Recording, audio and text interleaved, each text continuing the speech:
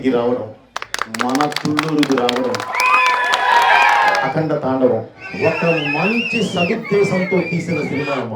భారతదేశం ఎంత సనాతనమైనది, ఎంత గొప్పది, ఆ ధర్మం మీద నిలబడితే ఎంత గొప్పగా బతకొచ్చు. మనది వేదభూమి, ధర్మభూమి, కర్మభూమి, పుణ్యభూమి. అలాగే మన వెన్నుముక లాంటి దైవం, అది లేకపోతే మనం లేము అని చెప్పే ప్రాసెస్లో తీసిన సినిమాయే ఈ సినిమా. దాన్ని అద్భుతంగా ఆదరిస్తున్న మీ అందరికీ చేతులెత్తి నమస్కరిస్తూ, ధర్మం గెలవాలి అంటే పోరాటం చెయ్యాలమ్మా. మీరు చేసింది కూడా అదే. ఫైనల్గా ధర్మాన్ని గెలిపించుకున్నారు. నేను చేసింది కూడా అదే.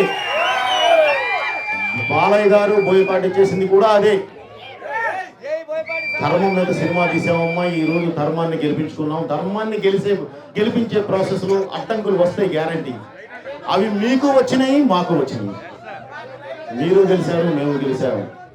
ఈ సినిమా అఖండ తాండవం అనేది డబ్బు కోసం తీసిన సినిమా కాదండి.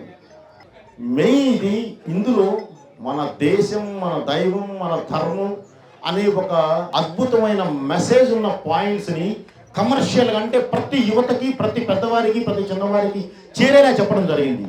ఇది భారతదేశం మొత్తం చేరాలి, ప్రతి కుటుంబానికి చేరాలనేదే నా ఆశ.